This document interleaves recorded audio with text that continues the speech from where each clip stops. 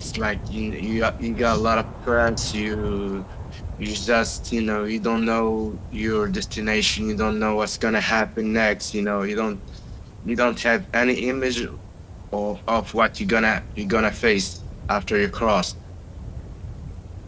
And when you cross, you just have like a lot of energy in your body that you just keep you going because and you hear from others what's gonna happen. So you just cross and you keep walking. We crossed the river to Greece, and then we walked. The first day we walked about 18 hours. We walked a lot. Then the second day and the other days, we just walked in the evening.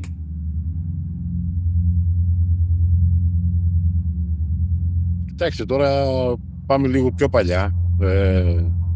Που αυτό μου έχει μείνει και το λέω συνέχεια. Ήταν 2 γυναίκες. Η θερμοκρασία έξω ήταν -3 βαθμούς. Ήταν εξυπόλυτες μέσα στα νερά, μέσα στον πάγο.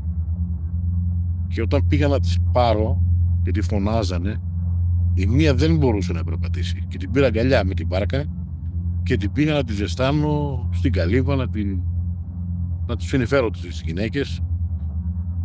Ήταν από τη Σομαλία, ήταν 2 γυναίκες από τη Σομαλία, 2 αδερφές. Όταν πήρα τα ρούχα τους, όταν ξεκίνησα να βγάζω τα ρούχα για να τις δώσω στεγνά, την ώρα που τράβηξα τις κάλτσες από τα πόδια τους, φύγαν και τα νύχια μαζί, από τα κρυοπαγήματα.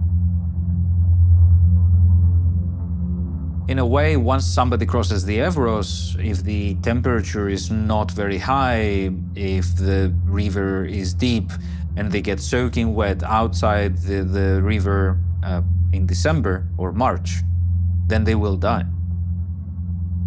There's very few chances they will not die.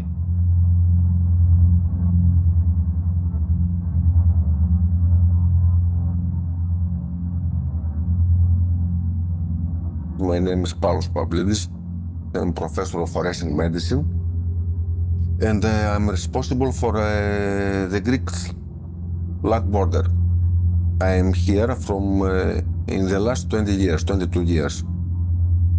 All these years, the total number from the people who died in the border, it's about 660 people died only from the Greek side. I suppose the same number is from another side, but we don't know that.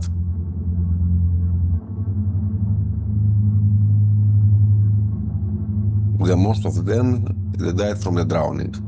After that, the second cause of death is hypothermia. But in the last years, in the last 3-4 years, we have many cases who died from the traffic accident. Five officer. They came in a jeep. It was like I didn't imagine that. So like, too fast. We've been like running and walking, but they did figure out where we are exactly. Εγώ προσωπικά όχι, γιατί πάντα ενημερώνουμε στρατό και αστυνομία και μετά κινούμαστε ή κάνουμε οποιαδήποτε κίνηση που μας δώσει ο στρατός. 80% من الناس كانوا يحبقوا يعني. أنا محاول مرتين بالباصات.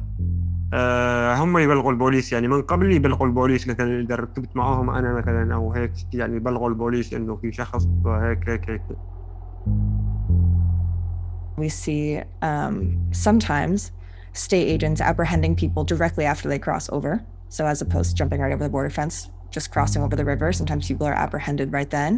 Other times they're apprehended while walking in a local village, for instance, often by racial profiling. And other times people are apprehended in the interior of the country, in the mainland, again, generally by racial profiling. We see raids of buses and trains.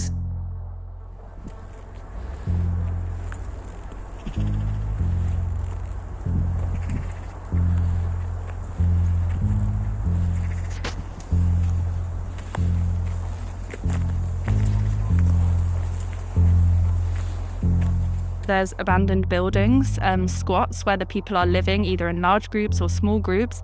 And this area is heavily policed. So the police come around, almost daily at distribution, we have civilian police coming and watching our activities.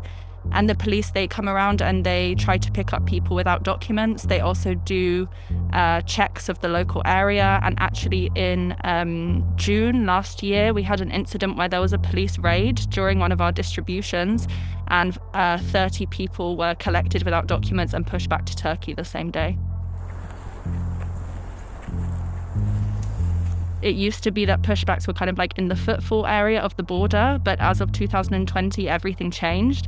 And especially under the increased restrictions of the pandemic and, the guise of everybody looking in the other direction, we saw pushbacks ramped up massively.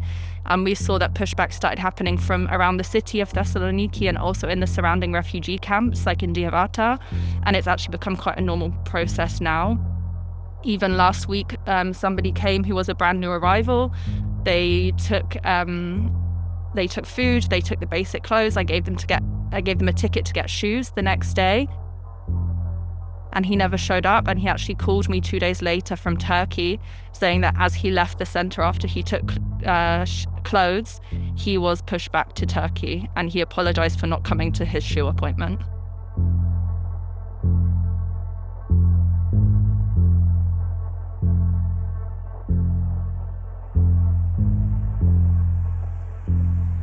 I don't know what the problem. No. Even from here in Thessaloniki and Thessaloniki, yeah. Everybody goes to Thessaloniki, everybody touch police, deport. So the police are responsible for transferring people who have entered the territory irregularly to the reception and identification center, which is where people are supposed to be processed. So verifying their identity, their country of origin, and processing their applications for asylum. And the local reception and identification center for northern Greece is in Phylakio.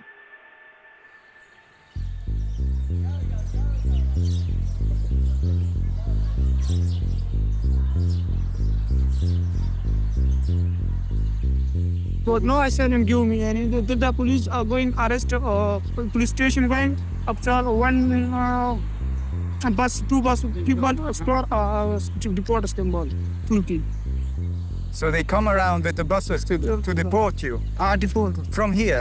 This time police arrest me to deport Istanbul, Turkey. The Phylakio center is very near the border, and we have heard reports that police are escorting people to detention centers and then subsequently pushing them back over the border. So the police being responsible for transferring people to the reception and identification center at the border, it's a cause of concern for us. هلا انت بتعرف انه دائما الواصلين الجدد للنيو ارايفلز في لهم مركز استقبال قريب من اورسيادا اسمه فلاكيو، وهذا مركز الاستقبال بيعطي معلومات، فيك تشوف منظمات، فيك تشوف محامين. هذا طبعا لك. صار معك هالشيء، اخذوك لمركز الاستقبال شيء ولا كان لا يرحلونك؟ فورا يرحلونك. تيجي بتقول له مثلا بدي سندويشه او هذا بيقول لك 50 يورو، وهن بياخذوا بيقسطوك المصاري بيقول لك 50 يورو. A person who has not undergone reception procedures and is arrested in Thessaloniki it's not provided by the law to be led to Phylakio for the reception condition procedures to apply. He is detained according to the law. He should be detained in Thessaloniki and then maybe to a pre-removal detention center in the northern Greece. So a person who from Thessaloniki is arrested and then driven back to Evros at the same day, this takes place because it's a pushback operation.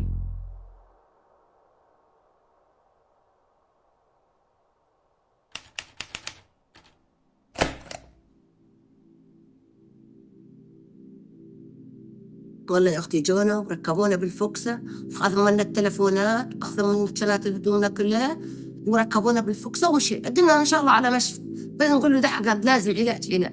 والله أختي ما يفهمون علينا، ما يفهم عليهم شلون. ركبونا ونحس حالنا كأنه إحنا عاد الفكسة مطلقة، ما نشوف شي خالص. نص الجسر عم وقفونا، نزلوا اليمين. شوفير السيارة ضربوه، وحد شوفير في واحد معنا من الغرف كمان نزلوه، ضربوه على فكرة كسروا له جزء من الرئيس. صار الدم عن شهر من هون. وصار الدم عن شهر، وجابوا له مي وهيك يغسل وشه كمان ما يبين الدم على حدا رايح جاي. وبالمخبط تمينا ناطرين شي ساعة وشوي، اجت سيارة بشكل زي الدرمش، بس انه في إلها قلبة من جوا محصنة. يعني كل شخص بيقعد لحاله، بسكر عليه بيقعد لحاله. منهم لما زتنا بالسيارة شرت صورة تصور خلودة. ليش أولي عندي سؤال؟ قال يضحك. قال يضحك. إيه قال يضحك. شو صار يضحك؟ ترى خلوا صورة منين ترى. يقولون عني إنه هذا إيش هالمخلوق هذا؟ يضحكون علي إنه هذا مو بشر. هي السيارة من برا مو مكتوب عليها لا بوليس ولا إشي، بس ما بعرف إذا نمرتها مدنية ولا لا، لأنه لما صرنا نعدي على الهيجيسة تبع الطرق ما توقف، بس إذا مر لهم ويضل ماشي. صار يصيح علي إنه خلني على حيط، قال لي وقف على الحيط ودير وجهك. ظلهم موقفيني شي ربع ساعة أو نص ساعة ما يقارب هيك. لقيت سيارة بيضة للكماندوس وقتها وحطوني بيها ومرة. The legendary white vans, yes. In any case, they have featured a lot in testimonies of pushbacks, providing some kind of transport. During fieldwork, I saw them everywhere. I want to say everywhere, I mean every police station, border guard station seems to have some kind of white van parked nearby. Poros, they were there, Himonio, they are permanently there, yeah. So what happens usually is that people are being picked up, let's say Thessaloniki or around. They are taken first to a police station in the city.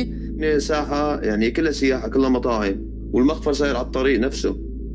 فوتونا ونظامي، بوليس نظامي.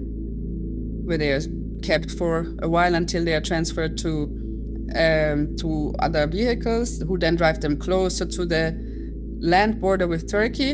مشوا فينا باتجاه الحدود، مشينا شي 4 ساعات تقريبا. And then often they are detained in another police station somewhere on the way. To quarantine in the first, then they take us in a big truck to the border in the night, where they are kept for a few hours up to a few days. استنونا كنا من الضحى، قلت لك الساعة 7 الصبحيات للساعة 4 المساء. It's a whole chain of officers and police stations and detention sites that are used in those pushbacks. بعدين قال كل واحد معه موبايل يطلعه ويحطه هان. أخذوا الموبايلات كلها اللي معنا. They just took all what we have, like phones, power banks, money. اشترى اليونان، شلحونا كل شيء يعني. شلحونا حتى المصاري أخذوها، بحس الجوالات. أنا قلم الطولي بجوالي.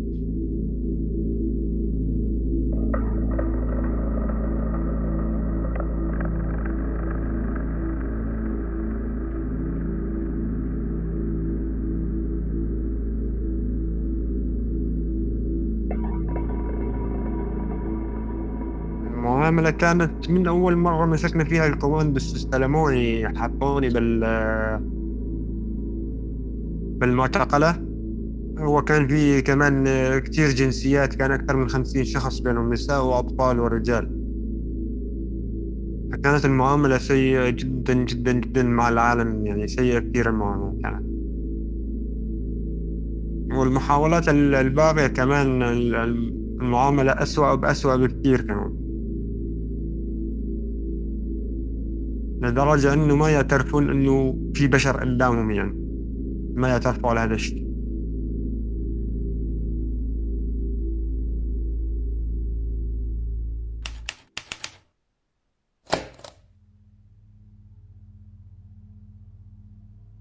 When the police catch me, I told him I need a lawyer. Did you say that you're from Syria? I tell him I'm from Syria. He asked me, you are from where? I told I'm from Syria. Did you have document with you, passport? No, I have my ID. He have a Syrian ID that telling he's a lawyer. The photo and the name. I asked him, I need a lawyer. He is Pollák. He just laughed at him and said, "We will see if you can get a lawyer." Did you have the chance to apply for asylum or to speak to lawyer or translator? No. We all the time they are shouting to us. They took any paper you have, they don't let you. One of the guys I met, they took his passport and cut it in 2 pieces. He was begging for his passport, they didn't turn him back. واقفين يشلحوا لك هلا الأوراق اللي معك شنو؟ أنا عندي دفتر الهوية السورية، هوية الإعاقة، رابور الطبي عندنا، مثلا الهويات التركية.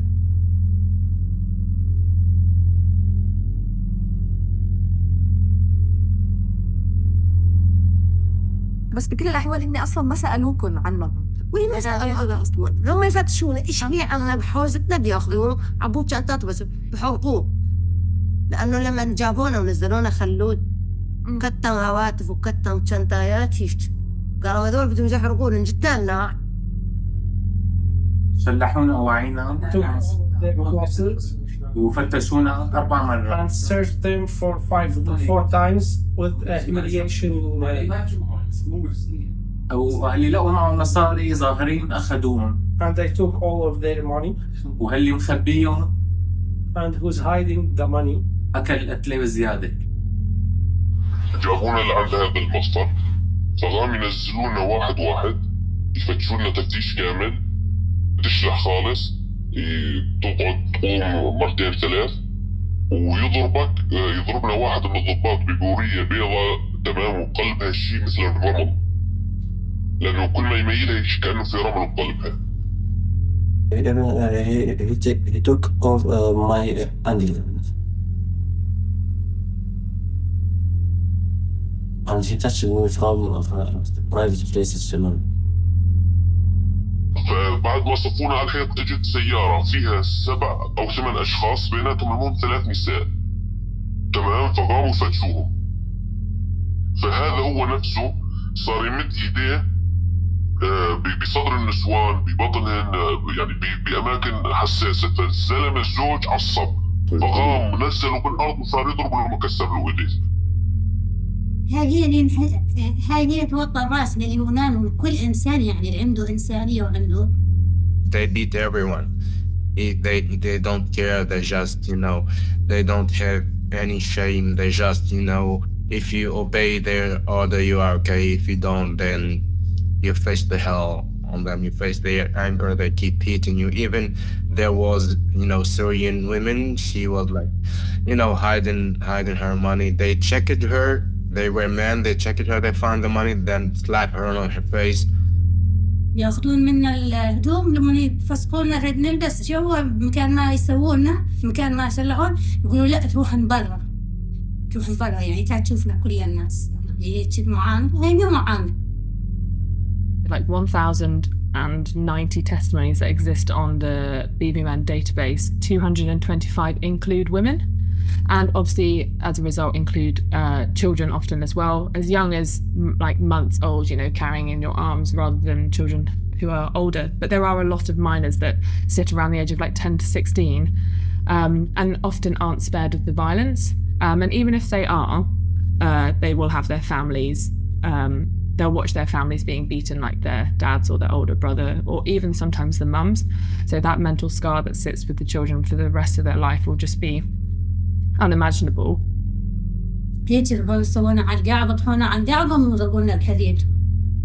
There was a recent instance on Friday. I took a testimony whereby someone was saying that they were apprehended in Greece, and there were 15 of them who were apprehended as a group of 50, but some of them ran away, and the respondent wasn't able to see what was going on, but could hear the sounds of a baton, like a big baton. He remarked that it was about 3 to 4 feet long, and children screaming and children crying.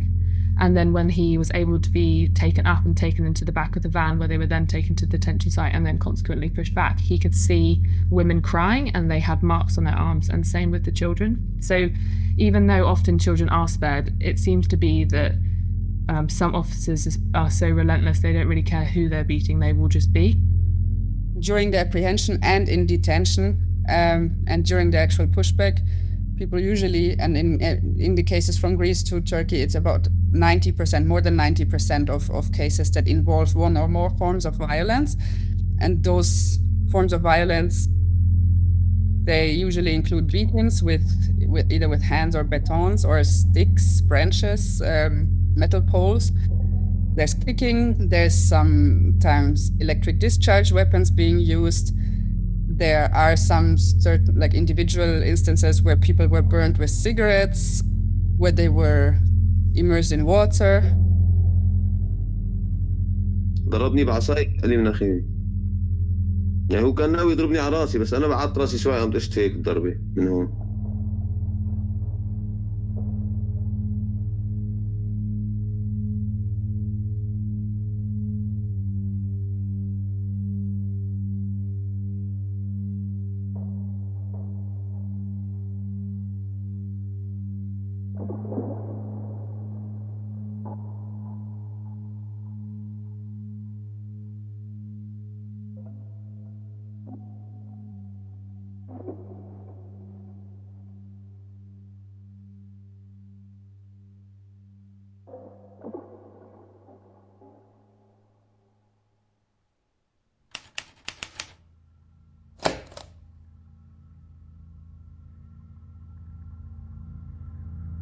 هلا انا مره فت لقيت فيها 82 فل، يعني معبايه فوق بعضهم، نسوان واولاد ورجال.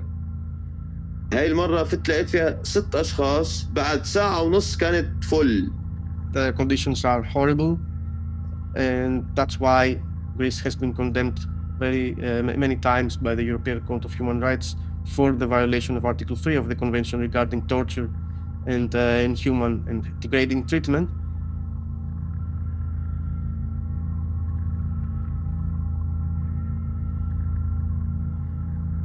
أنا عاد أبكي والله أبكي وأترجى وأقول لازم، يعني شفنا سجن قلنا معناته إيش فيه، أريد بس أخذ على العلاج عشان كلهم عن جسمهم يشوفون، بس نذهب لهم هيك يغضون عيونهم هيك صاروا يشتغلوا يضحكون عليه.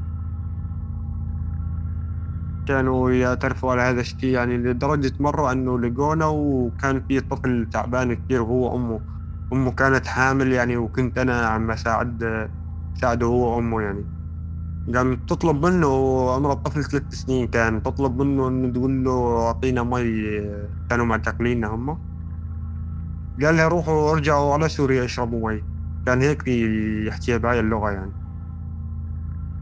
حكاها بالإنجليزي وقت، قال لها روحوا على سوريا اشربوا مي. فودونا على غرفة تقريبا 4 ب5 صغيرة وبيها تواليت مفتوح بابه بضمن الغرفة يعني. فلغينا قدامنا، نحن كنا هون صرنا شغلة 35 37 بين اللي يجونا 7 8 بعدين. فلغينا لغينا غدنا جوا بقلب الغرفة، ونصهم أفغان، وناس مصلخة وناس شالحة وناس لابسة وفي نسوان. فكنا بهاي الغرفة. والله المركز هو يعني كان في مكان يعني مش مبين انه مش سكني يعني، مكان زي معزول حاجة زي هيك يعني. فهم كيف؟ حتى انه احنا دخلنا لما وصل الباص نزلونا من الباص، كانت في ساحة كبيرة قدام المركز. في قلب الساحة هذه في غرفة نظام سياج، وأرضيتها بطون. هو مثل ما فهمنا انه مستودع ذخيرة قديمة. The thing is, a lot of other hidden detention places, and I think they exist because of migrant testimonies, saying that they were taken to places that look like a stable, a warehouse, or even some kind of military facility. Garages or some kind of like industrial buildings or abandoned buildings. In essence, if you take people to a place that is off the radar, nobody will know they are there. The other significant is access to legal assistance, access to healthcare, conditions of detention that are unknown in such places. So there is a host of human rights issues raised. Recently, the Council of Europe's Anti-Torture Committee, the CPT, visited Evros and again confirmed what we have been saying through our work, that several of these facilities are being used, are in fact designed to be used as places from which people vanish.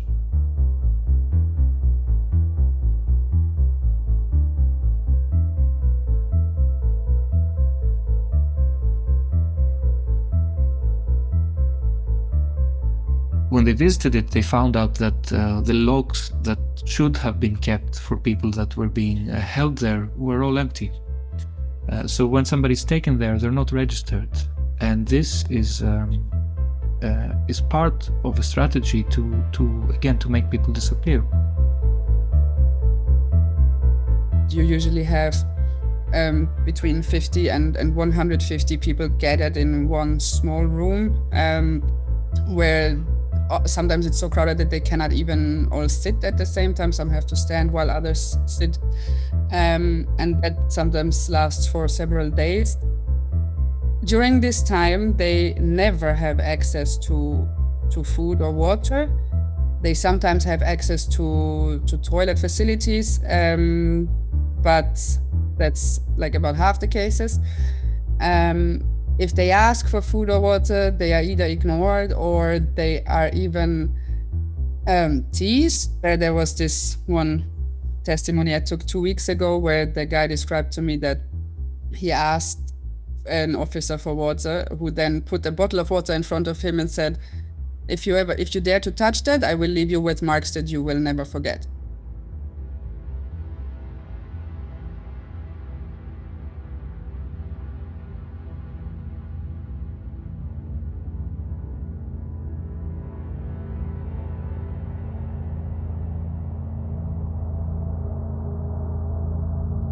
There's a military buffer zone that skirts the borderline. So civilians, NGO workers, human rights workers, and researchers such as ourselves are not allowed to access the border per se. So this creates an atmosphere of exception again, and impunity where human rights violations occur as routine. And this is where a benevolent government or a benevolent authority or a benevolent Europe of nations in solidarity and in compliance with fundamental human rights would say we need to have some monitoring on what's going on there. But that's where you don't have it.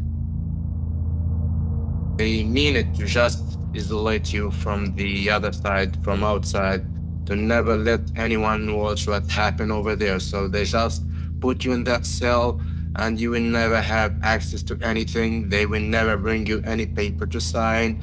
You will even, you're right to understand what they were saying, because sometimes they were talking in Greek, and I don't know, but in my experience, I never, met any guy who can understand Greek, but they will never bring to you any translator that explain to you what they were saying.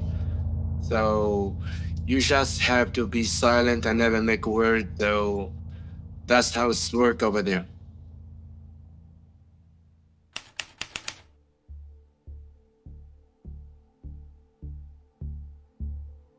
اجت سيارة ثانية بالمش فيها 2-3 يونانيين، 3 يمكن يونانيين لابسين لباس جيش، وفي 4 مرتزقة مقنعين سوريين، لأنه واحد منهم يحكي عربي.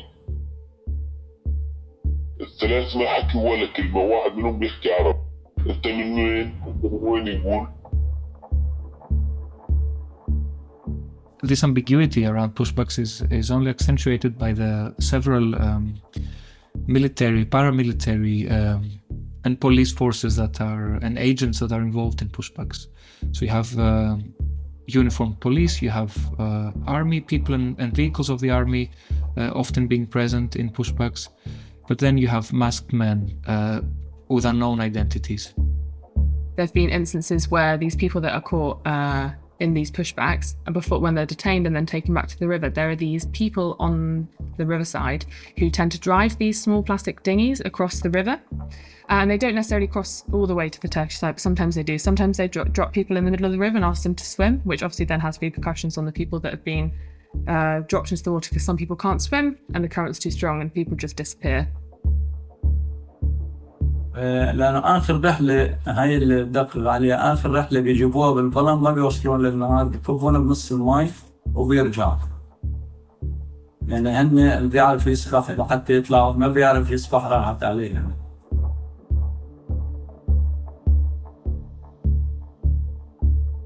Third country nationals, they tend to be identified as wearing normally all black, balaclavas, Syrian Arabic speaking or Farsi speaking, so Afghans or Syrians mostly.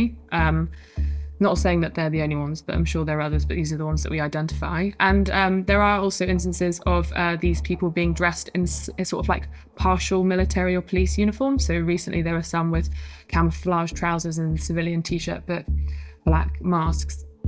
قام هذا العرس السوري يجي لابس موت عسكري، يرفع اجره هيك احنا واقفين ويضربها على نص اصابعنا، يضربنا هيك واحد ورا واحد.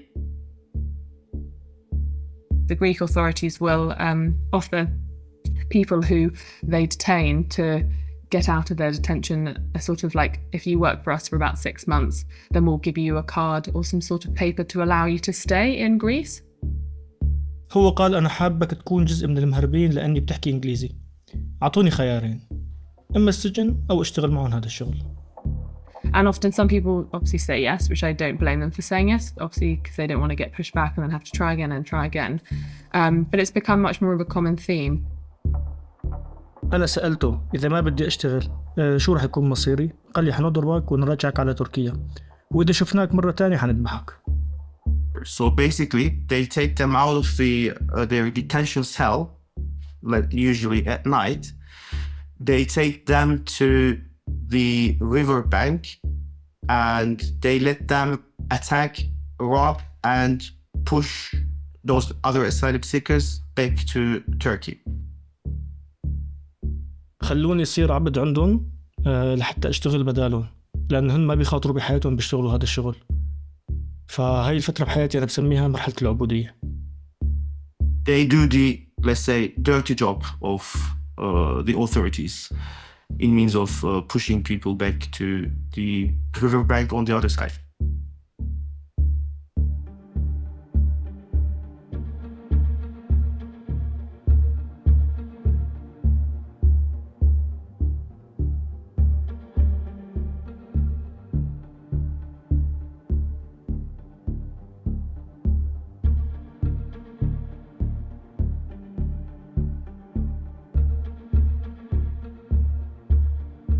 There was a recent instance where there were 12 identified as third country nationals in a pushback where they actually inflicted beatings onto the refugees and people on the move.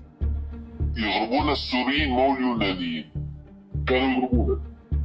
قالوا له أنت كلبهم بالمصاري يعني، ولا إحنا أولاد بلد، أو أنت عربي ما بعرف إذا سوري ولا غير سوري، نحن أولاد بلد، ليه عم تضربني؟ إذا هن ما عم يضربوني. عليه راموا التموا عليه الأربعة ونزلوه بالأرض وصاروا يضربوه بإجريهم. بالبداية طلبوا مني ألبس القناع فلبسته. رفقاتي بالعبودية خبروني إنه إذا بدك تحمي حالك لازم تلبس القناع مشان ما حد يعرفك. This practice is still going on, and currently I am investigating another case of 61 people. We are now 61 people here. And we want Greece government to accept our refuge. Please don't push back us. In this case, there is some footage, photos that the victims, like those 61 people, shared on that day together with their location information. So we can clearly see on those videos that a group of approximately like 15 people being brought to the location where 61 people gathered after they crossed the river from Turkey. Şu anda Yunanistan'dayız ve yüzüm askeri insanlar geliyorlar.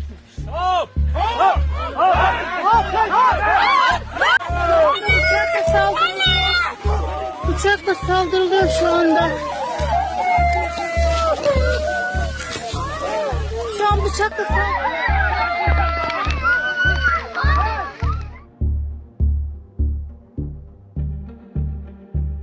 We can also clearly see 3 white vehicles in the military zone. So, like those 15 people speaking like a Middle Eastern language, they cannot make it there by themselves. They are being brought. And based on my investigation, the same group was also used in another pushback incident months before that incident. المهم صارت هون تقريبا وجه الصبح يعني بالستة 5 هيك شي. اجت سيارة فيها كمان واحد يوناني واثنين من هذول المرتزقة، نزلوا بلم نفخوه وشالونا على دفعتين. قبل ما يشيلونا على دفعتين قربونا على النهر، اليونانيين ما يشترجوا غربوا على النهر، هذول بس السوريين قربونا على النهر فقاموا هون اخذوا منا المصاص العرب. There has been one instance recently with a respondent I spoke to that the Greek authorities actually vocally said, does anyone speak English? Would anyone like to work for us for 6 months? And if you work for us for 6 months, then we will repay you with allowing you to stay in Greece for, I don't know, a short period of time, for about 6 months to a year or so. There's an ecosystem of actors that participate in a pushback, and this only makes it harder to pinpoint accountability and responsibility for these cases.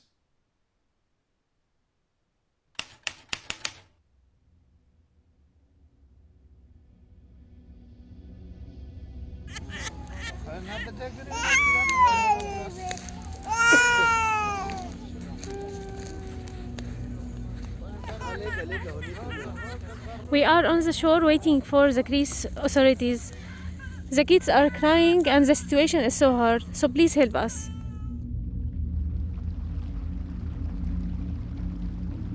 Back in spring last year, there were a few instances of the use of the islands in the Evros River. And then more recently, as of October, there were a string of cases, and now it's become a bit more of a trend that we identify through BBMN's testimonies. So, for example, there are little islets or islands that vary in size from like 100 meters to sort of 50 meters, sometimes slightly smaller, with trees and forest.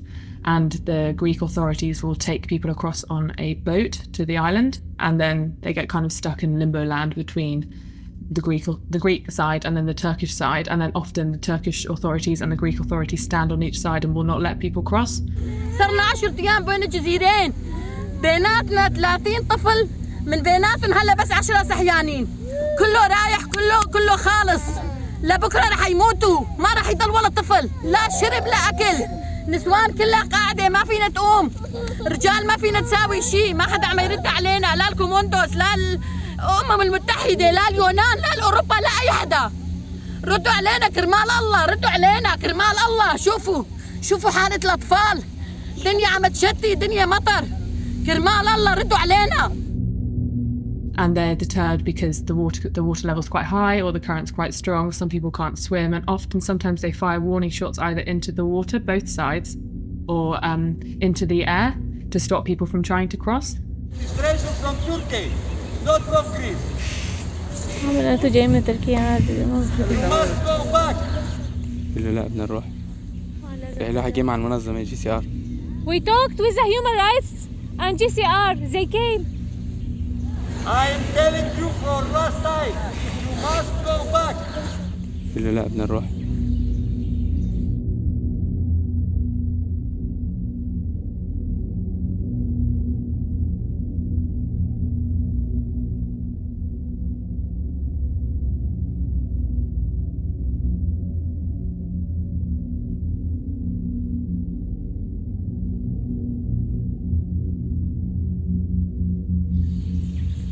Sit.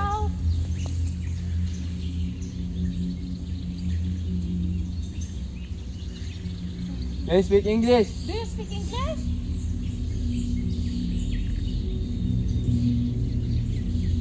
Can you speak English? We called the GCR and the human rights. We are waiting for the police. Please, can you understand me? We called the GCR and the human rights. We are waiting for the police. And the European court told the police to come here and help us. We are waiting. Please, can you understand me? How many of you? How many people? We are 94 people. What? About 100 people. 100. Okay, 94. Exactly 94 people. Where are you seeking all of them? We are all from Syria. All from Syria? Yes. All of us. There is a lot of children and women with us.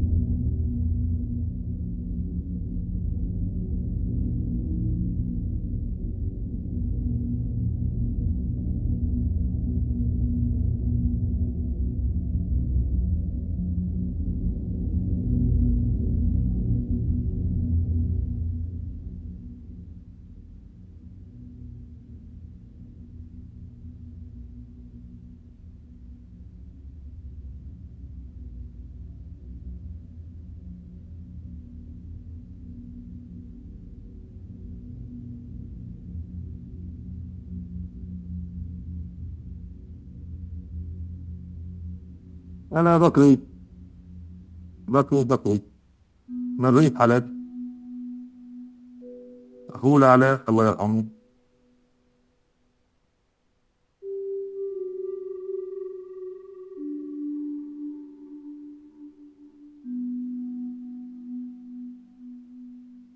وصلوا الغابي على أخوي هوني مرض، ما عرفنا إيش السبب.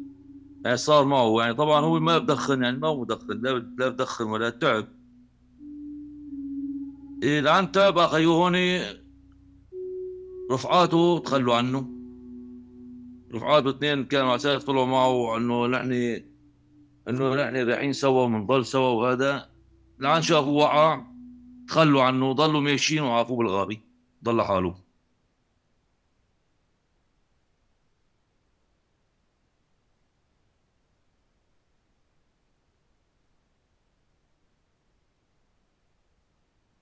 هي الصور، هي يعني كان عند انقذوه، هي مشطح على الارض. كان بالصدفه في معن دكتور مصري، شربوه شوربات، صحصح هون حالته تعبانه كانت، على صحصح شوي، على شدناه على ظهرنا وطلعنا فيه، ما بنحسن رجعوا معنا. بعثوا لنا نداء للسلطات اليونانيه اول ما ضل في الغابي، بس ما سجوا يعني الى منطقة أرينا في أحد الوديان اليونان في الطريق البري. تم إرسال بريد إلكتروني في الساعة 3:01 إلى السلطات اليونانية وما سجب.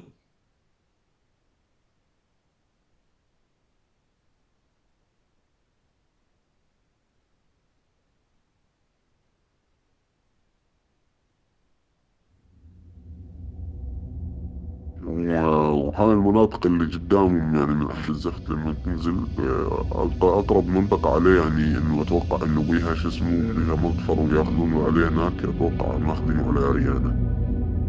إنه المناطق اللي قدامهم نطلع عليها هاي كلها قرى صغيرة، يعني ما يصير لي بيها نوم مغافر ولا شيء، ما يصير بيها. يعني ما مر علي هناك، ما شفته إلا على النهر، بعد سجن ما شفته هناك بالسجن. لما أخذونا بيسجون جنب النهر، السجن الأزرق وسجن أبيض يقتلونه هناك. أنا ما شفته من الرجال هذا ما راح مقطعون النهر تحت هاي تركيا. تمام. جيت عند النهر هناك تقطعونا، فلقيتهم عند النهر عند 6 بوابة عند القاهرة ترمي لقيتهم.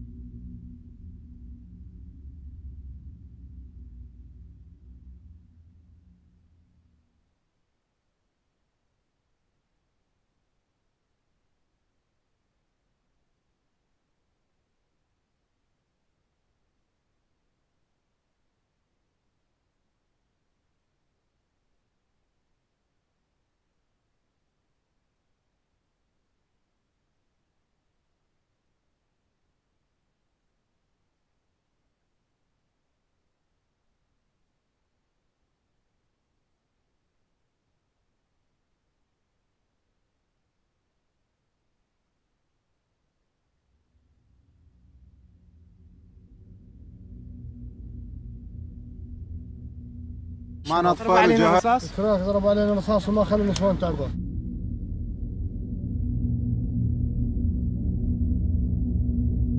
وصلنا 5 ايام لا هم خلينا نرجع ولا خلينا نروح.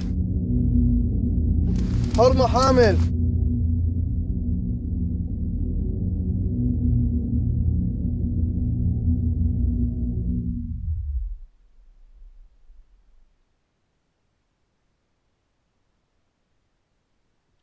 Allegations have also been brought to UNHCR's attention of individuals or whole groups that have been forcibly returned from Greece to Turkey via sea or land borders at great risk to their lives.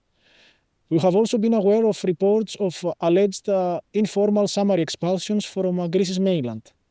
These concern cases of asylum seekers being removed even from distant cities, or persons taken from reception and identification facilities on the mainland and then brought back to the borders. Many of these persons reported violent treatment, beatings, and theft of their personal belongings before their removal. UNHCR have officially raised such reports with the competent authorities in anticipation of proper investigation. We have also called for preventive measures against such practices, including clear rules at the borders, independent monitoring mechanisms, capacity building to the newly recruited staff, police officers at the borders, and also thorough investigation of such incidents. Once again, is this being executed though? Are measures being taken case? Are currently actions being launched against the Greek police or military who has been alleged to illegally push back these refugees? And also, is the investigation thoroughly thorough? This is something we're asking and continue to ask for a thorough and proper investigation of such incidents. In your experiences, once again, how cooperative has the Greek government been in following through on these proceedings?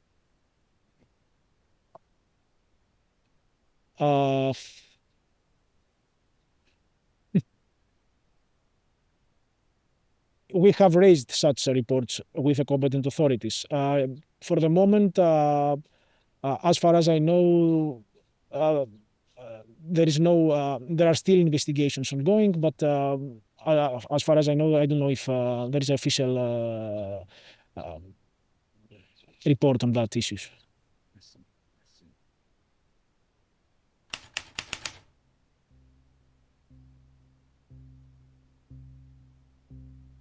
For one to start talking about the procedures that follow, accusations or allegations that a pushback took place, one needs to focus down a little bit on accountability and what accountability means or non-accountability means for the Greek security forces. Basically, one of the open wounds, let's say, of the judicial and procedural problem that we have here in the country is that the first line of investigation always happens internally. So basically, if the police or the Coast Guard or any other security forces personnel commits or is allegedly committing a violation, their own superiors, their own rank officers will be the first ones to decide whether this is happening or not. And I'm saying this because this has been a pattern that we see when it comes to police violence in the city, but also when it comes to pushbacks in the border areas. So we see a complete disregard of an actual procedure. We see a complete lack of an actual procedure.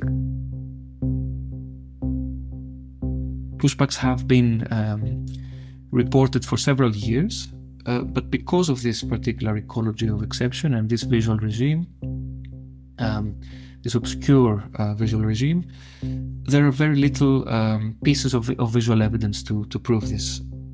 The fact that anybody that's pushed back, the first thing basically that happens is your phone is taken, broken. And so that makes it much harder to support your case than you could if you had geolocation, if you had photos, videos, etc.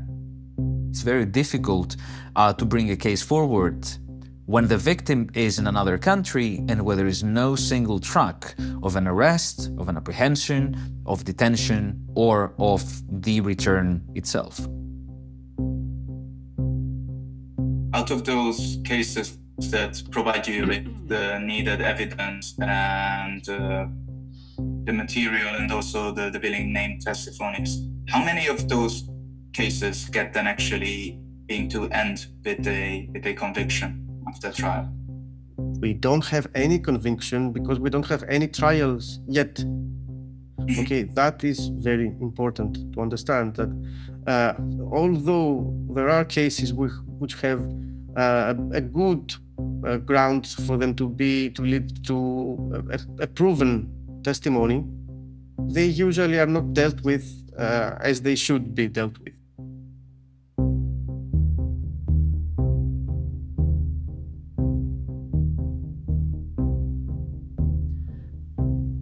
How can one start talking about the NTA?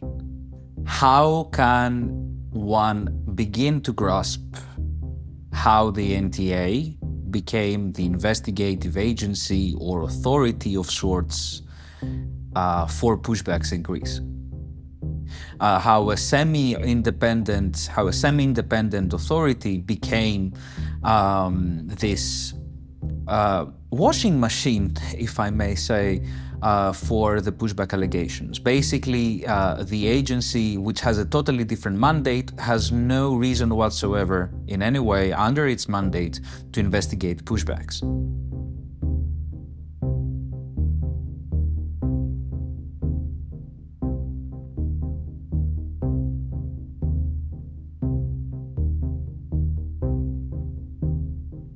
The National Transparency Authority made this report, which was to try not to investigate, in my opinion, whether pushbacks happened or not, but whether we, and this we includes the consortium of reporters, open source experts, and others that was coordinated by Lighthouse Reports, whether what we published was true and whether we are truthful in what we say, rather than whether the events we describe are actually true and whether they happened. In order to do that, they actually tried to scrutinize the audiovisual material that we shared with them and that was already either way made public from public sources. Interestingly enough, they gave this footage to be corroborated by the Greek police, thus effectively cancelling their own independence by saying, like, okay, the Greek police and the Greek Coast Guard are accused of doing certain things, and they send them the material to scrutinize. The other thing that was really interesting was the choice of people they made as to who they would interview. So it ended up being like an exit poll or a filling of, and the questions were more relevant to how people would feel about Greece potentially securing its border, or how do people in the border areas feel about like whether Greece is doing enough to secure its borders, whether Greece is actually doing enough to prevent migration, whether Greece is doing enough to not allow people to enter. The other not surprising thing is the outcome of this investigation, which basically said, you know, these things didn't happen.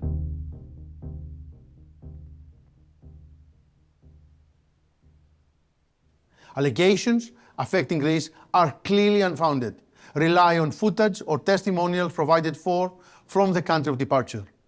Numerous cases have been investigated, including by the European Union, and reports have found no evidence of any breach of EU fundamental rights. The xenophobic instincts of society have been, in a way, cultivated by also institutional anomalies and anomalous practices from the Greek government regarding refugees and asylum seekers. And of course, in many occasions, the NGOs are targeted even by the government. On the Greek side, it's almost impossible for NGOs to be active in the area, which is why we also take most of the testimonies when the people were returned to Turkey, and then we can meet them here and have them talk to us.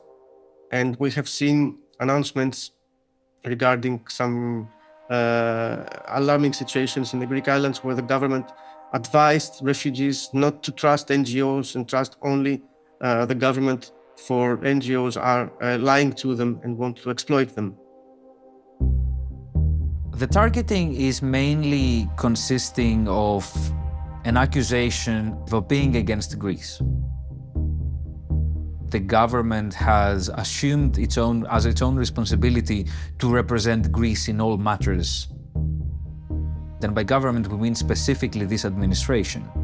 So this administration doesn't want anyone to speak ill of Greece in any way because they assume it as a personal attack.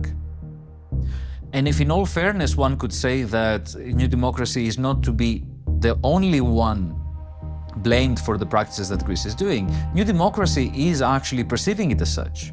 Everything is an attack towards New Democracy, and thus everything is perceived as an attack against the state, and even more, as an attack against what Greece is deeply.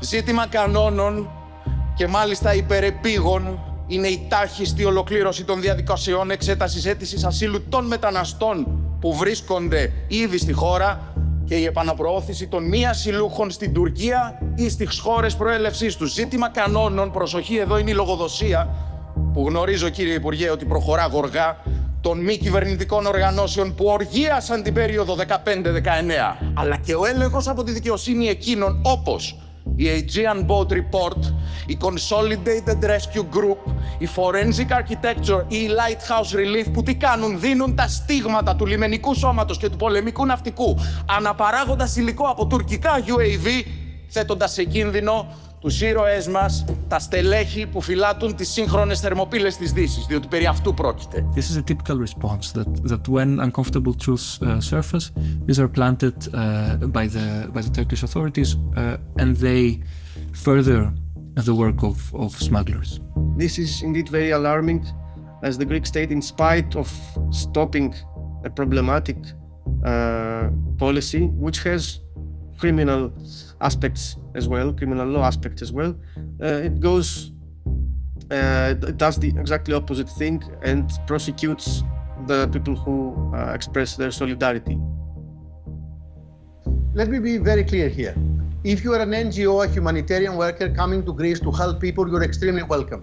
We work with tens and hundreds of NGOs in a lot of the camps. They're residents, they're helping people. Turkey, to accuse these people of espionage, Minister, seems absurd. Listen, if you find somebody at the borders with illegal radio equipment in frequencies which are military frequencies. They're trying to save lives, Minister. These people are trying to save lives. No, they're not trying to save lives. They're trying to ensure that smugglers send people through. They're part of some of them could be part of a network, and it's up to the police and the court to determine who is helping people and who is smuggling people. And calling yourself an NGO, it could mean many different things. It could mean all these well-known organizations that we respect their work so much and we work with them. And it can mean 3 people that have formed a small NGO and they have colleagues on the opposite side that send boat every day, and they coordinate from the Greek side to tell them where the Coast Guard boat is. When the Coast Guard vessel moves, then they call and say, okay, come, start now. This is called smuggling. Not in Greece, in every European country or every Western country. This is a critical difference, and thanks God, our courts are extremely competent, they're fully independent, and they take judgments on a case-by-case basis. Basically, we started reporting about pushbacks in April 2020. And then afterwards, after half a year, we figured out that from May on, the Greek Secret Service had been surveilling us and 3 other NGOs. And then in September concluded their investigation into us. And basically, this was a criminal investigation into Chaussure and 3 other NGOs. And we are accused of forming and joining a criminal organization, violating state secrets, espionage, and facilitation of illegal entry, so smuggling but without profit. And so these 4 accusations have been brought to the public prosecutor in September by the Greek Secret Service, Police and Coast Guard. And the thing is that until now, we have not been contacted by the Greek authorities. It was just used in a defamation campaign in the media.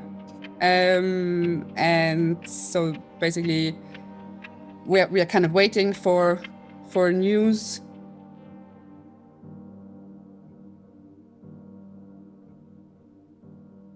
We have been at odds with the Greek state and with the vast majority of even civil society organizations, intellectuals, etc.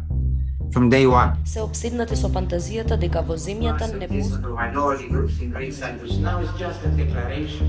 First of all, I started by being an agent of the Pope because I was helping the Catholics, and an agent of the Jews because I fought anti-Semitism.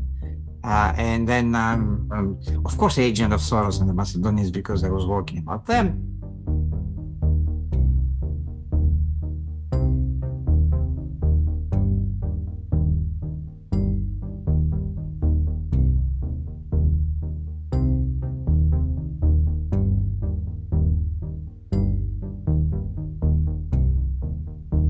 The whole procedure, by the way, is totally funny because I have a case file and it breaks every single Greek law, let alone international law, about procedural things. I mean, the accusations against me and him are based on a statement by a foreigner who arrived on the island, whom we never talked to, never met, but actually the Coast Guard put on his statement who was his translator. Another Coast Guard officer, you can imagine. All the information they wanted to implicate us, but that was not even enough. Then they took out the phone of one guy and the WhatsApp. They cut out the initial discussion that we were communicating with him to register the previous pushback, and they pretended to communicate with him only when he was about to arrive to assist him. So they did all those crazy things which no decent court will ever uphold, but of course you don't know about courts in Greece, what will happen. By the way, I had never been to Kos until I had to go to make a defense statement. You can imagine that our criminal organization was magic, in the air. I've never met Tommy Olsen in my life. I never met any of my co-accused asylum seekers. They have never met Olsen or me, and they have only met among themselves. It's a smear campaign, that's all.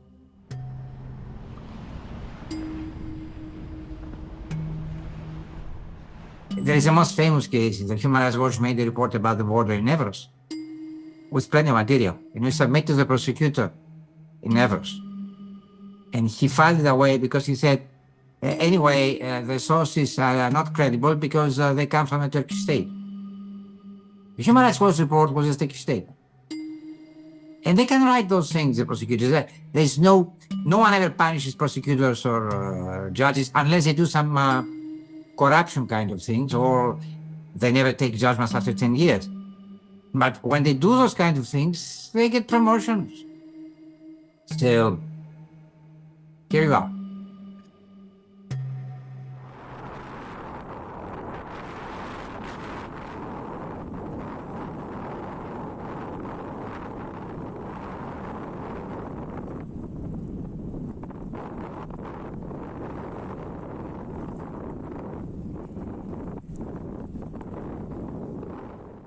The Greek authorities are facing a very difficult task in containing the situation, and I want to thank the Greek border guards and the coast guards. I want to thank the civilians, the police, the servicemen and servicewomen, and I want to thank Frontex for that tireless effort. Thank you very much, Madam Chair. On the reality of our work in Greece, we are implementing the biggest operations we have. So we have usually between 600 and 800 staff, border guards and coast guard officers deployed in Greece. The mission is to contribute to the border surveillance at sea, at land. It's to intercept irregular crossings, to detect, to intercept. When there are cases of search and rescue, then we have to support, because this is the role in the context of the Coast Guard. But of course, we are also a law enforcement actor, and we have to contribute to the fight against criminal activities, including the threat of terrorism.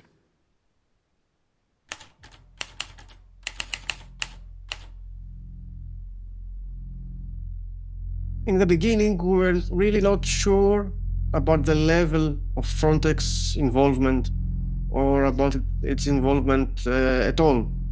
That was back in 2016, 2017.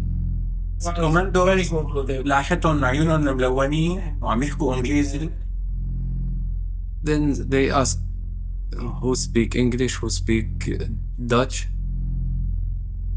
يونان بس في كان فيهم ألمان بس ما حكوا معي. أنا اللي ضربني يوناني عم يحكي يوناني ما فهمت عليه. One of the officer was talking Germany, and the other one was talking to our friend because he was in Italy before, and he was talking to him in Italy, and he said our friend did tell us, explain to us that later he was in Spain, that he lived in Italy, and now he came to work in here, in Greece border, to protect her like he did tell her. As time goes by and as Frontex has become, Frontex presence has become even greater both in the Evros region and the Aegean Islands, we have become pretty sure that at least they know. We have several testimonies where the respondents were able to describe clearly the uniforms of Frontex officers and the official uniforms with the blue Frontex armbands, apprehending them, beating them, and then handing them over to masked men. And those masked men with the balaclavas and dressed in black without official insignia, who then continued the whole pushback chain. And in some of those testimonies, the respondents were actually fluent in German, so they could not only tell us it was German that was being spoken, but they could also tell us clearly what was being spoken and that it was the native speakers who were speaking German. We do not have any evidence that Frontex officers in official uniforms were actually conducting the pushback at the river, but there is clear evidence that Frontex is part of this whole pushback chain. And there is strong reason to believe that Frontex officers are present during pushbacks at the river, but not in their official uniforms.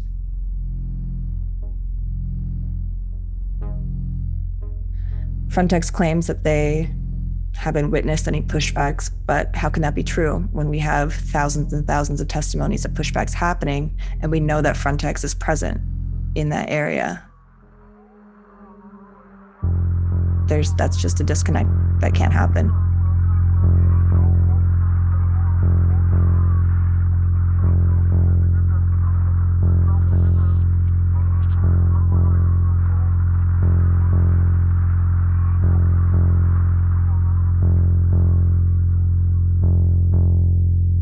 Frontex has denied that it participates in border surveillance operations within the military area.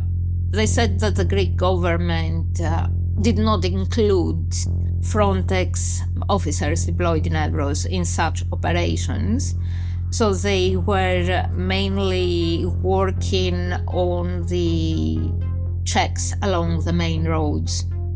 So that had quite significant implications in terms of responsibility, because if they were not involved in surveillance operations patrolling along the river, so that means they could not be argued to be involved in pushbacks. It's a kind of nice cat and mouse play, that Greece can just design military zones and then say for security reasons we cannot allow Frontex to go there, and that gives them carte blanche to do whatever they want in that military zone.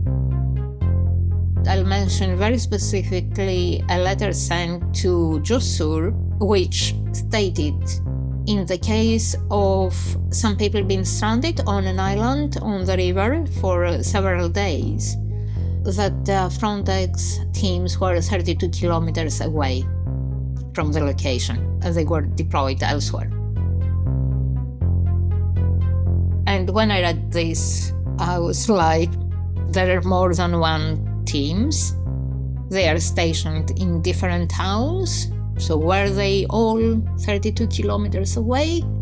Exactly 32 kilometers away from the location of the incident? I don't know. And I said, but if you hear these kinds of stories, are you able to go there? And are you able to also observe if more of these practices are happening? And they say, no. I mean, we can only go there where operational needs are. And the Greek border guards decide where the operational needs are. And I also said to them, look, but you have more responsibilities. Your task is not only assisting border control, but also assisting fundamental rights compliance. How can you make that true if you let yourself being limited? And he said, look, this is the regulation, and we are under the command of the border guards. Since they are aware of the gross human rights violations that take place, they are legally obliged to address the matter to the EU and the Greek state. So in that matter, we can be sure that they are accomplices by their silencing. There is no policy to directly or indirectly contribute or carry out violation of fundamental rights. We have a policy of fundamental rights within the agency. We are committed to that. When I did the inquiry for the parliament, we also got in touch with whistleblowers who also told us when they came there for debriefings on the islands, and that at the moment that they arrived in Greece, their coordinator said, look, you're not going to have any task during the next 3 months because no one arrives at the island. Just sit down and relax because there's no work for you. So they were very much aware of the pushbacks, but they were simply left elsewhere. All these issues were known within Frontex because they were raised by the Fundamental Rights Officer and Consultative Forum, but nothing happened.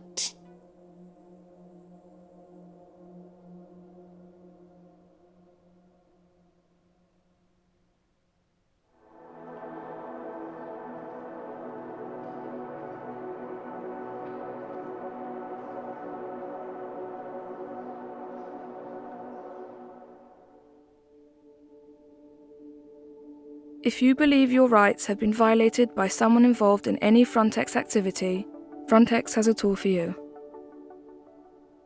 In terms, for example, the complaint mechanism, which is one of the key ones in terms of addressing fundamental rights violations, I think around 2/3 of the complaints are not admissible. And there are cases, for example, Evros, no complaint has been ever submitted. And the report by the Fundamental Rights Officer after her visit in 2019 raised some very serious concerns about the lack of availability of complaints forms and information about complaints in border guard stations and police stations in the area.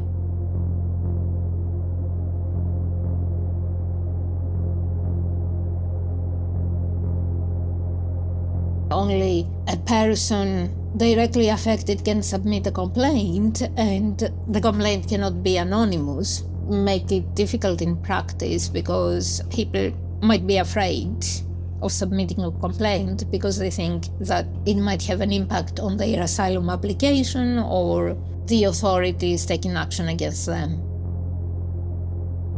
So there are issues with how these mechanisms have been established within the legal framework, and there are issues of implementation as well. In my opinion, all these mechanisms and talk about human rights and stressing repeatedly compliance with human rights, they're all a fig leaf. More broadly speaking, within the general policy, migration policy of the European Union, with its focus on controlling the external border and not letting people enter EU territory, it is impossible not to have fundamental rights violations. It's a violent border policy where violence and violations of rights are part of it. They are inevitable. They are not an aberration. They are not something that occasionally happens that is against the rules.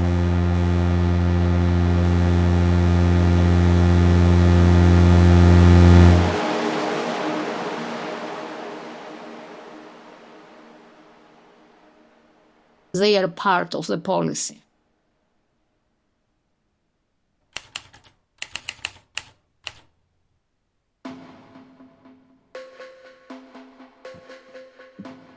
I would like to thank the Parliament for this debate. I feel the same urgency and deep concern that many of you have expressed today. Behind each report of pushbacks is a potential threat to the right to asylum, a right we need to protect.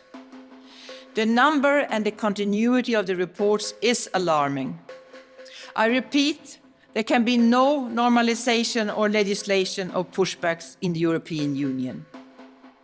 It's also important to stress that every day, every night, border guards, policemen, policewomen are protecting our external borders in compliance with EU law and fundamental rights. So when we rightly criticize pushbacks and urge each member state to thoroughly investigate allegations and take actions to establish the fact and trust, we should also thank all brave border guards and policemen and women. In their everyday work, they show that there are no contradiction in strong protection of our external borders and strong protection of our values.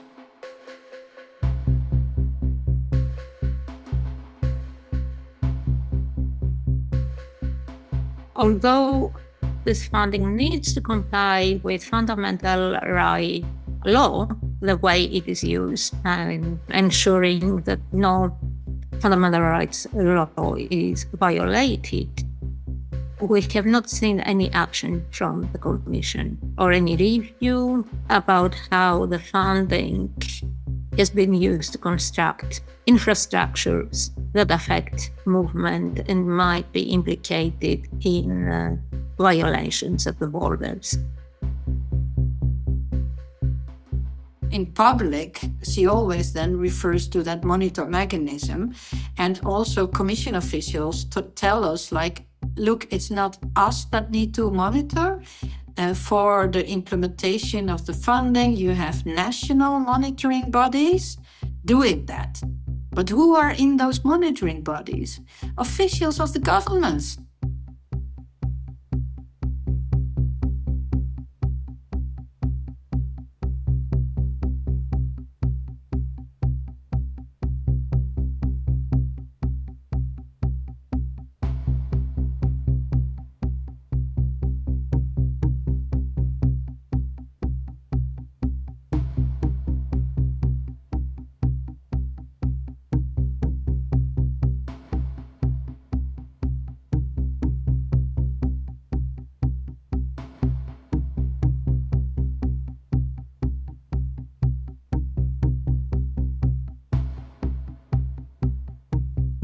The fundamental rights officer of the ministry, who is supposed to control the respect of fundamental rights from the ministry, is in the ministry. So it's basic legal, how can I call it, principles. I mean, you cannot be the one that is controlled and controlling at the same time.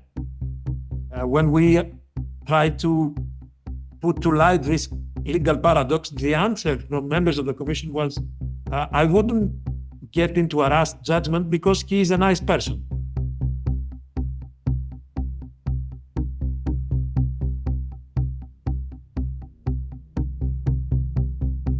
Could you tell us a little bit about this process and how this looks in practice, in the evaluation of these?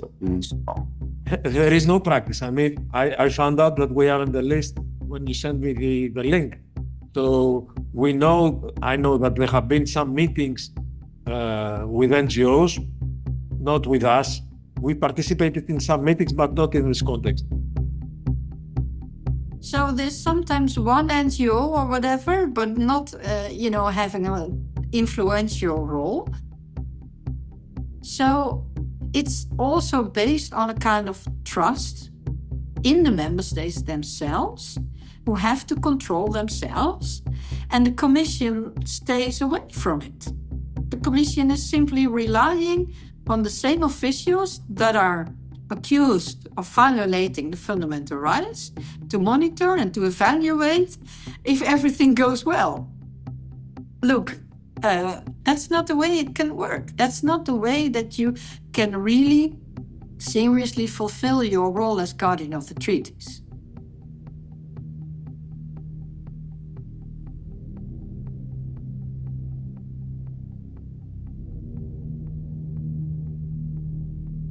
It doesn't seem to me to be very logical that the EU is financing, let's say, technology or drones or surveillance equipment, but refuses to fund the fence itself. We're talking about an integrated approach in terms of the external border management, and of course, fences should be included in that financing package. Υπάρχουν και θαλάσσια σύνορα όπως και χερσαία στον Εύρο. Και στον Εύρο έχουμε απτύξει. Εκεί κάποιος, ό,τι υπάρχει ο πράξης κτλ. Μπορεί να περάσει. Μπορεί να περάσει. Αν, να το πούμε και έτσι, όπως λέτε και εσείς, κάνει pushback. Αν βάλουμε λοιπόν το πράκτη, δεν θα γίνεται κανένα όπως το λέτε. Σωστά, δεν θα υπάρχει ανάγκη. Άρα βάζουμε το φράκτη για να σταματήσουμε τα pushbacks. Όχι, βάζουμε το φράκτη γιατί εμείς πιστεύουμε σαν κυβέρνηση ότι η χώρα αυτή έχει σύνορα. Η διαφωνία με την Ευρωπαϊκή Επιτροπή είναι τι είναι επιλέξιμο. Η Ευρωπαϊκή Επιτροπή θέλει να είναι επιλέξιμα τα συνοδά έργα, δηλαδή τα φυλάκια, τα συστήματα επιτήρησης. Αυτά είναι απολύτως εξασφαλισμένα. Εμείς λέμε ότι πρέπει να είναι επιλέξιμος και ο ίδιος ο φράκτης, τα σίδερα που βλέπετε. Η ουσία είναι ότι στην περίπτωση που δεν εγκριθεί αυτό που εμείς ζητάμε, υπάρχουν τα 100 εκατομμύρια, είναι απαραίτητα έτσι κι αλλιώς για την επέκταση του φράκτη και γι' αυτό θα μπορέσουμε να κάνουμε και την τρίτη επέκταση.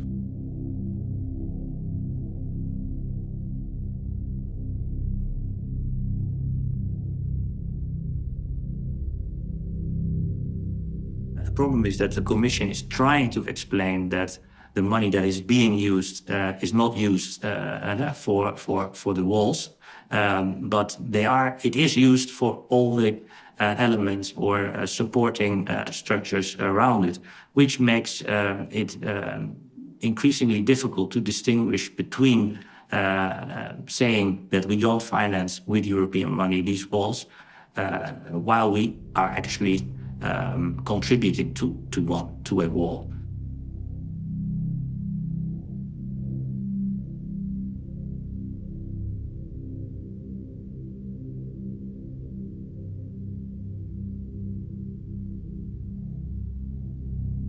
In the end, it's the Commission also being complicit in using everything that's necessary to prevent irregular migration. That they see this maybe as a kind of collateral damage. I mean, it sounds very harsh, but it's after all those years that I really think because if they would take it seriously, they would have undertaken action a long time ago already.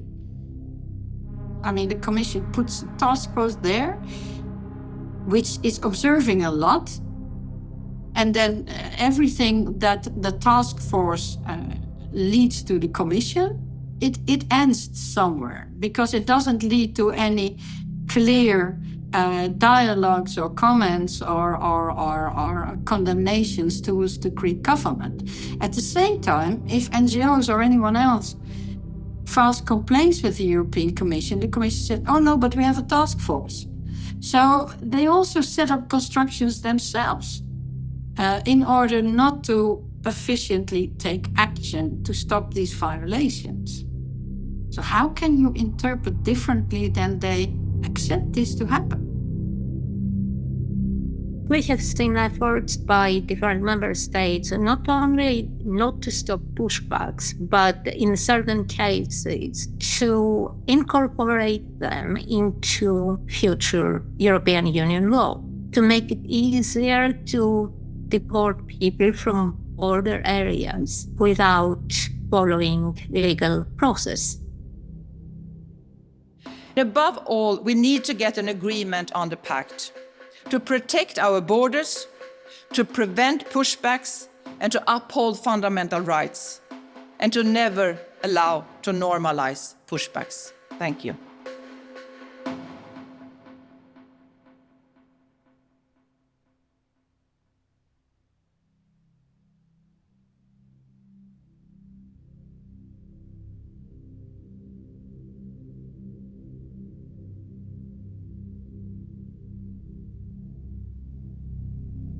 Do you see anything suggesting that the international factors will push these countries at the border, Italy, Greece, Hungary, Croatia, Poland, Slovakia to some extent, to change?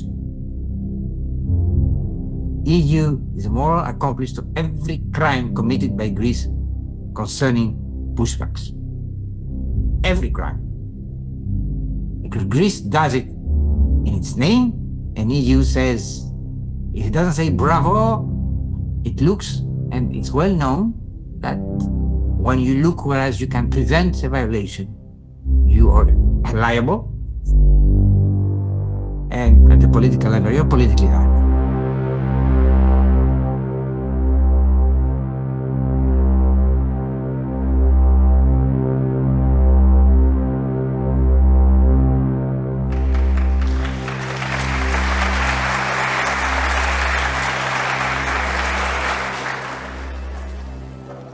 You have all worked very hard to achieve this, at impossible hours and with much energy and enthusiasm. A reversal of roles? Yeah. Oh, welcome again. Yeah. How are you? So good to see you. Finally, we encourage the managing authority to continue with the good practices identified during the 2014-2020 programming period, as well as to build on any new recommendations that can be made in the context of the future monitoring committees, with a view to achieving the most effective possible implementation of the programs, hence the most effective use of EU funds. Thank you very much again, and I wish everyone a fruitful continuation of work, and we look forward for continuous good cooperation.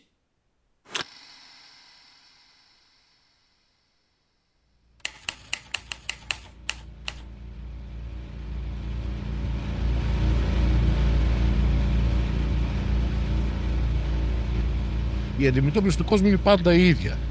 Όταν είσαι λάθρομετανάστης, δεν είσαι αποδεκτός στη χώρα του. Άλλο είναι ο μετανάστης, να μην μπερδεύουμε τις λέξεις.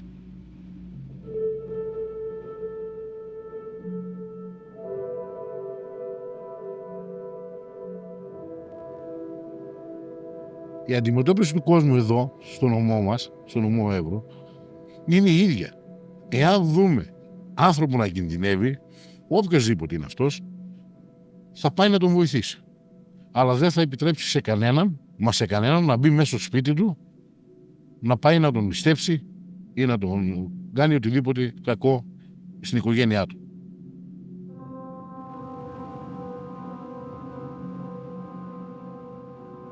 I think we need to take into account the discourses put forward by both political actors and the media in Greece, which construct people on the move as a threat to the security of Greece, to the safety of population, to national identity. And these discourses have been around for decades.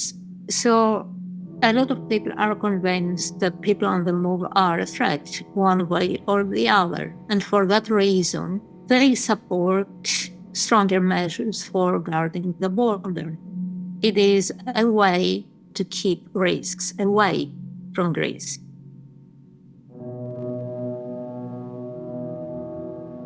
In fact, in Greek military imaginary, the Evros is often called as the Anachoma of Greece, which is a literal translation of embankment. So the river is an embankment against invasion from Turkey in the Greek imagination, but also more recently against what the far right sees as an invasion, as a hybrid invasion, as it was described in March, from migrants and refugees.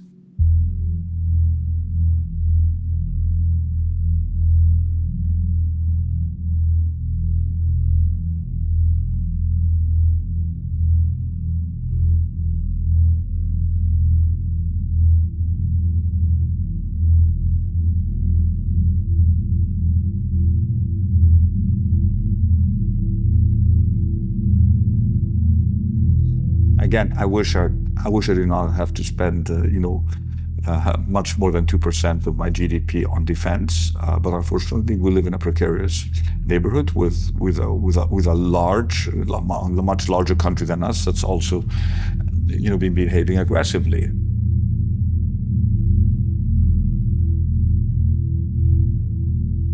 I have to make sure that I'm also ready for a renewed period of tension after the elections. How would you deal with that? In the same way we have dealt with it so far.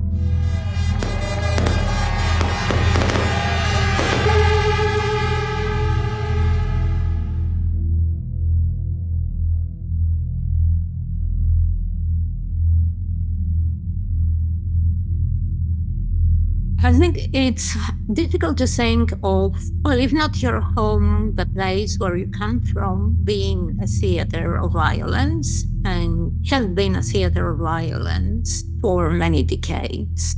And also to realize that people in the area live side by side with this violence without necessarily affecting their daily lives or the way they think about the border or migration. Yeah, it's food for thought.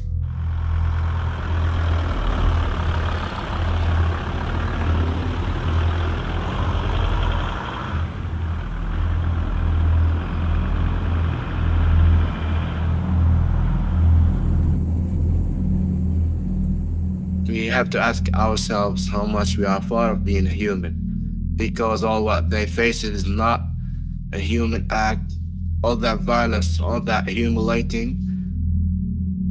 They are actually running from that. But all what they face is all of that.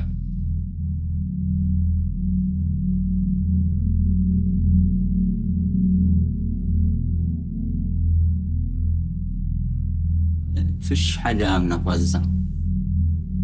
تكون انت نايم فجأة ما بتلاقي إلا صواريخ بتنزل. يعني الوضع مأساة ومأساة في غزة. يعني الناس كلها، الشباب اللي زيي أنا في غزة كنت، كلهم يعني ناووا يرحلوا من الوضع. يعني احنا فيش، كل حرب ما نخلص منها بعد سنة ترجع حرب تانية. والحرب لا بتعرف هذا ولا بتعرف هذا، قصف عشوائي، شهداء. يعني آخر حرب اللي صارت 45 شهيد في بناية واحدة، عمارة سكنية واحدة.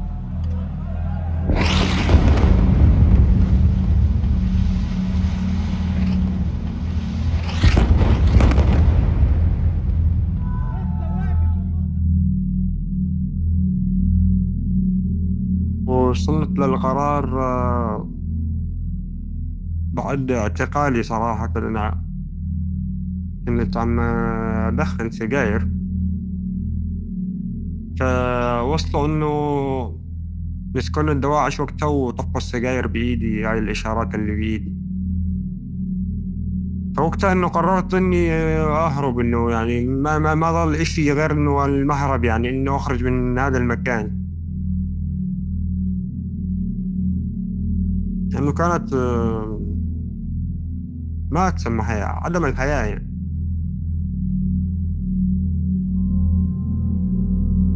العيشة بالنسبة للعيشة في غزة، إحنا يعني إلنا أكثر من 12 سنة حاصرين في غزة. الوضع الاقتصادي كل سنة بينزل لتحت. يعني الحياة في غزة صارت فيش حياة، معدومة. يعني قلت لك بسوريا آخر شيء في طيب البيت شادر هيك منها.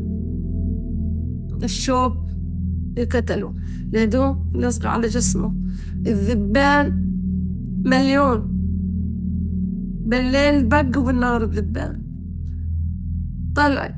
يعني بتريدي دواء تداوينه عزيت الأصلي بنلقعه. بسط الهدوم أحيانا قصان أقدر أدرج. آخر شيء هدومه ما عم نحسب نقدر نشتري هدوم، نقدر نفوت على سوقنا نشتري هدوم. تعرف هدومه بنقعم يومين لأقدر أغسلن بالفرشاية لأغسلن. يعني أنت رايك واحد بدشر بلد وهيك شطرة بترة.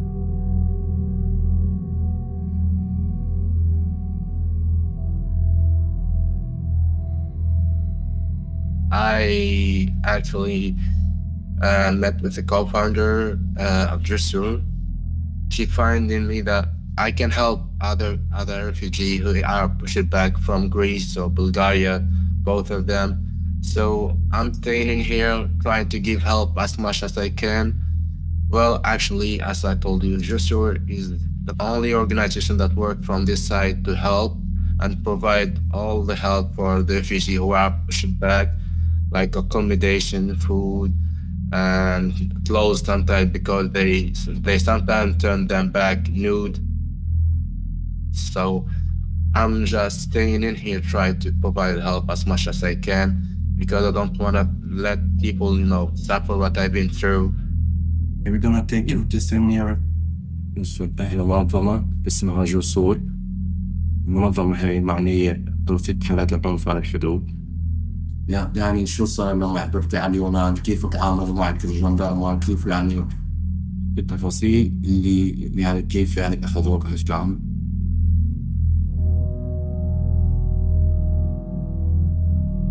We are here for supply what they need, something like transfer money, something like they want to eat something.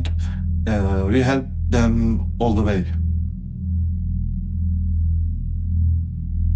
One day, police came to control and took the refugees, take the refugees for the one of the refugees jumped from the second floor to the street because of afraid of police. And when we realized that police went, we take care of him here for 1-2 months. Because of people don't want the refugees here. Smallest issues, even in the smallest issues, they call the police and there's a problem. They say that, and the police comes here not only for control. They have some different motivations. I think everybody knows that. What is the motivation?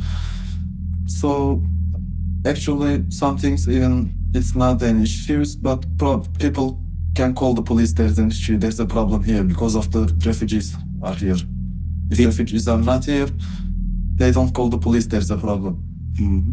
Did you have many of these incidents in the past? Couldn't understand. Do you have many of these incidents in the past? Yes. Yes? Yes. But you keep on proceeding? Yes.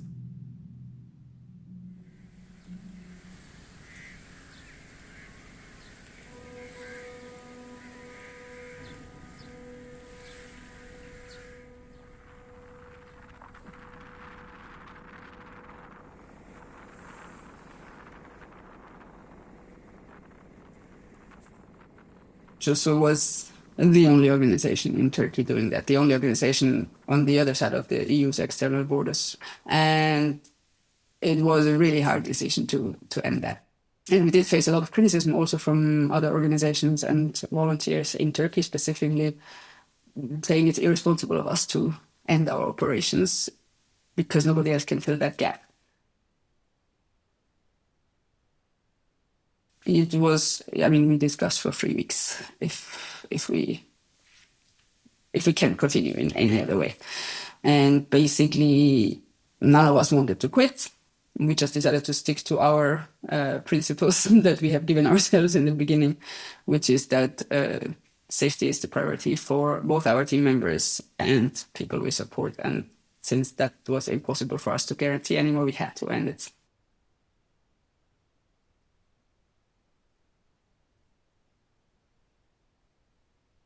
With October 1st, 2022, JUSO were dissolved.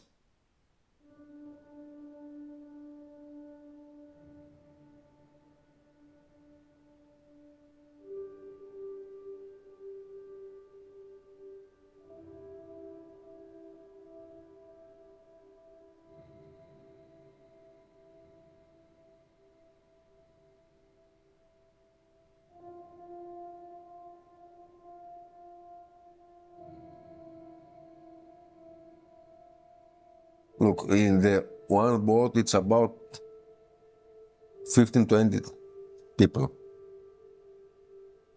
If we have something in the river, it's very easy to drowning someone. And after that, the river, it's not like the sea. The body, it's the depth. And for this reason, we found the bodies after 2 months, 3 months. For us, it's very, very difficult to make identification in these bodies. Because the situation in the bodies is very bad. We haven't one fresh face to make a photo and I give the photo to the police or the embassies or International Committee of Red Cross. We haven't face, we have nothing.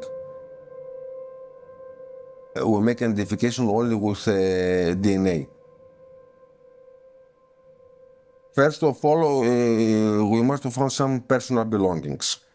If we have some personal belongings, if we have one ring, the family, they know the ring. It's not problem. It's important for me. Why? Because if they know the ring, I have DNA from the body. I take DNA from the families and I have official identification.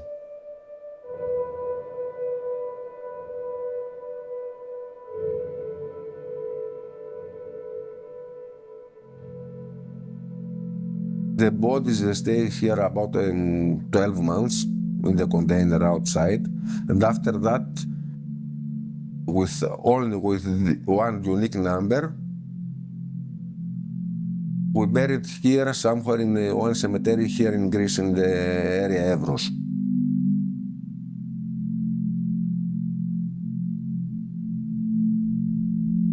And we have one unique number from the body.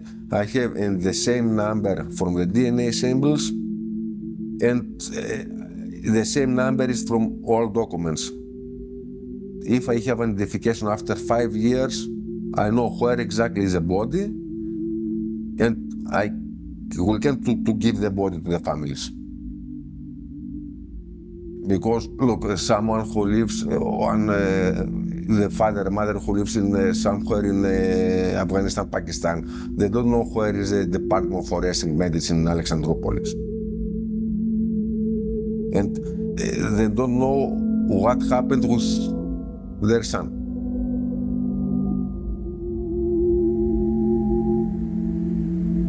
They don't know nothing.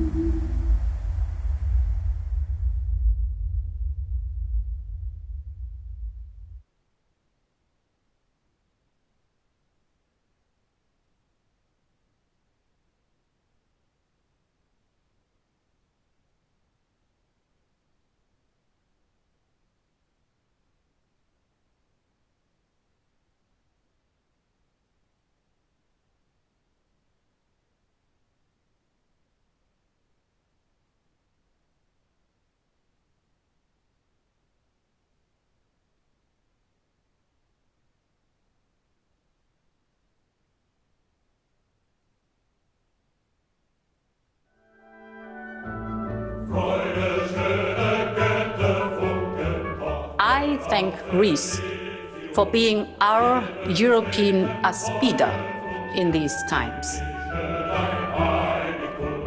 Translate Aspida as shield.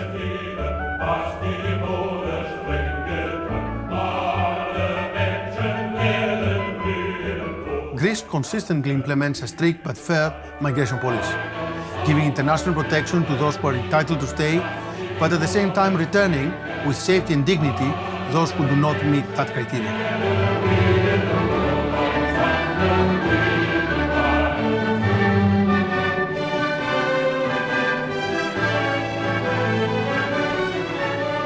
We do not have a rescue task, we have a search task, but this search task is an outcome of our deployment for border guarding. So we do not deploy primarily for search and not for rescue at all.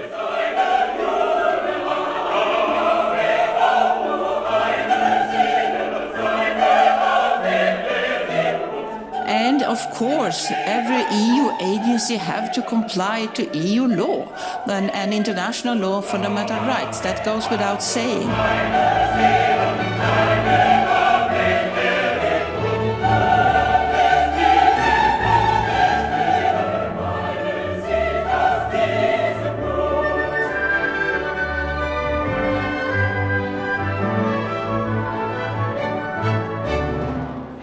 Prime Minister Mitsotakis, when at last will you stop lying? Lying about pushbacks, lying about what's happening with the refugees in Greece. Please don't insult mine and neither the intelligence of all the journalists in the world. There has been overwhelming evidence and you keep denying and lying. This is like narcissistic abuse. Why are you not honest? Why don't you say, Brussels left us alone. We waited for 6 years. Nobody did anything. We need to relocate. They don't do it now. I have my say. And yes, I do cruel, barbarian pushbacks. Pushbacks. Pushbacks. Pushing them back. Pushbacks. Pushing back migrants. Known as a pushback. Violent pushback. Pushbacks. Thousands and thousands of testimonies. More operational than ever.